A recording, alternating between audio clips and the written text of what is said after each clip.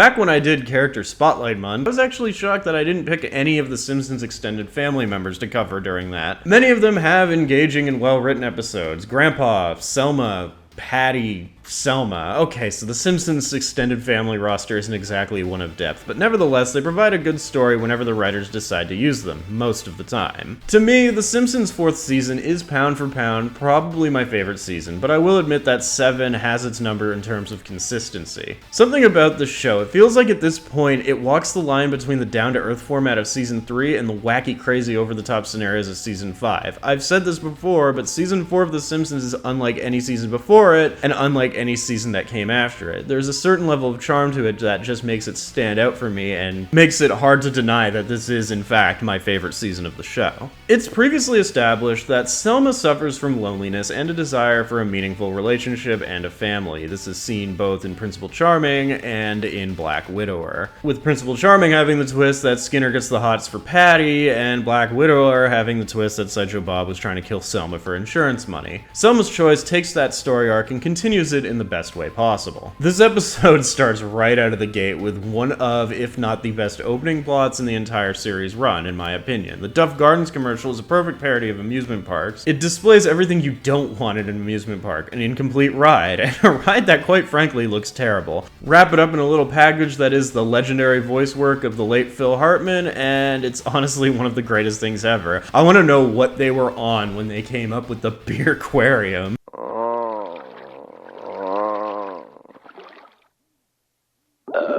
Like, even just thinking about the Beer Aquarium actually makes me laugh. Like, it's one of the few things where it's like, I can just laugh without seeing it from The Simpsons. Just when you think, like, this is just gonna be an amusement park episode like the Mount Splashmore one, which wasn't actually an amusement park episode. But anyway, just when you think this is gonna be an episode about Duff Gardens, an unnamed until this moment family member, Aunt Gladys, dies. Stupid dead woman. And this is what I like about season 4. Every second of the lead up to Aunt Gladys's funeral is so mean-spirited. Like, as soon as it's revealed that she died and they have to go to the funeral, Bart, Homer, and Lisa don't give a shit. They're more upset that they have to miss Duff Gardens. I think, pound for pound, season 4 is the most mean-spirited season of the classic era. Like, they really wanted to go all in on the dysfunctional family aspect. Like, as the mother in Goodfellas said, normal people don't act like this. Nah, I think I can do that better. Hold up, guys. Normal people don't act like this! Normal people don't act like this! You were close. And it doesn't even stop with just the Simpsons family. Aunt Gladys gets misgendered by the priest.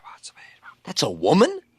Dear Lord. And then when it turns out she didn't have any money, everybody clears out of the funeral. And how do you make a perfect opening plot even more perfect? The man, the best recurring character in the show, Lionel Hutz. Season 4 really did a good job of putting his scumminess on display. To my executor, Lionel Hutz, I leave $50,000.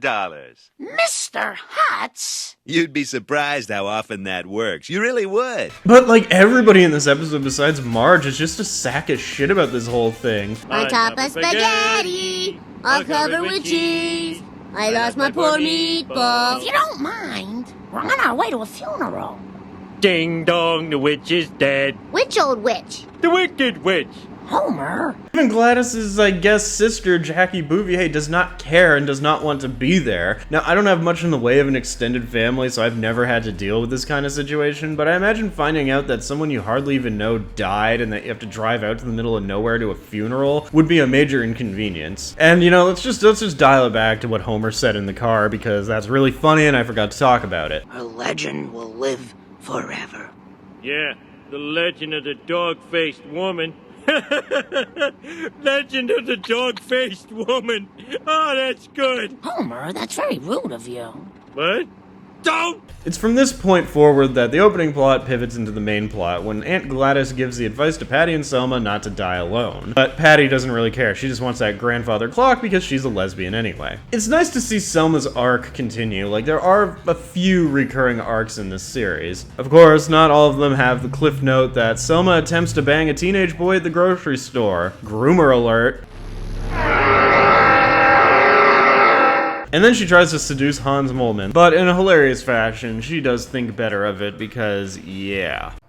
Get out of my God. Guess you can call it pre-nut clarity at its finest. And of course, everything comes back full circle with the original Duff Gardens plot in the most creative way imaginable via the legendary sandwich gag. This literally comes out of nowhere, there's no build up to it, we're just led to believe that before and during the events of the episode, at some point, Homer got his hands on a giant 12-foot sandwich and continued eating it long after it had gone rancid, resulting in him giving himself food poisoning. And the way they show the sandwich's progression into being rancid is nothing short of perfect animation. How it just gets like slightly darker and grayer and like there's mushrooms growing out of it, and it's just like, ugh. Like, how fat is Homer that he would continue to eat the thing long after it likely tasted like anything resembling a sandwich? So Plot A and Plot B collide when Marge calls Selma to take Bart and Lisa to Duff Gardens in order to let her experience being a caretaker of children firsthand. And the chaos does not end here because Bart and Lisa are on worse behavior, and it also takes time to make fun of the conventions of amusement parks by having shitty mascots and long lines. But I think the peak of the whole amusement park thing is the parody of Disney's Small World ride, because this looks so off-putting. The animatronics are creepy, the song they sing is repetitive and creepy. Duck beer for me, duck beer for you. I want to get off. You can't get off. We have 5 more continents to visit. I actually don't like these kind of rides when I go to amusement parks. Like, not even when I was a kid. Like, like, what's the point? Just put me on a roller coaster. And it just loops over and over until Bart dares Lisa to drink the water. Chicken. Quit it, Bart. Quit it. Quit it. Bart, be quiet. Lisa, drink the water. I think this whole moment shows more than anything that Selma is not suited to be a parent, at least not at this point in time, because she basically forces Lisa to drink the water. And from here, all hell breaks loose, but the runtime gets low, so they have to wrap it up pretty quick, but not before dropping one of the dopest lines of the entire season. Can't you do something? Hey, Surly only looks out for one guy. Surly.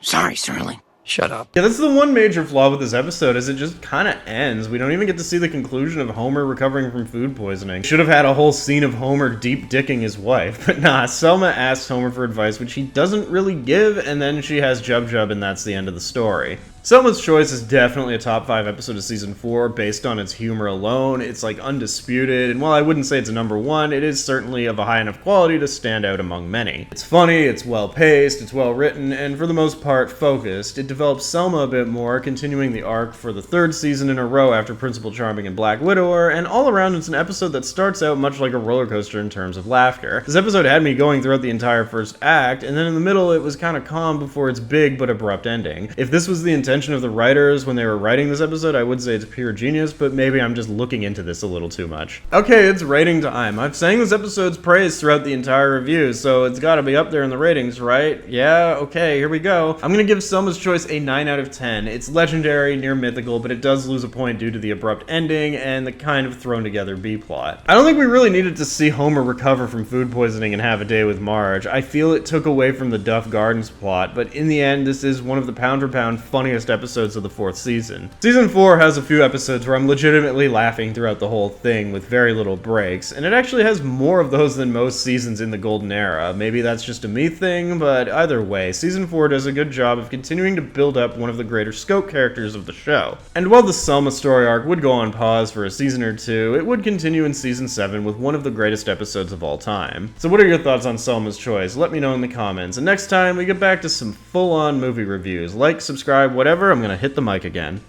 Give her this, and then these. Oh, thank you, Doctor. No, I'm not a doctor. Duck beer for me, duck beer for you. I'll have a duck, you have one too. Duck beer for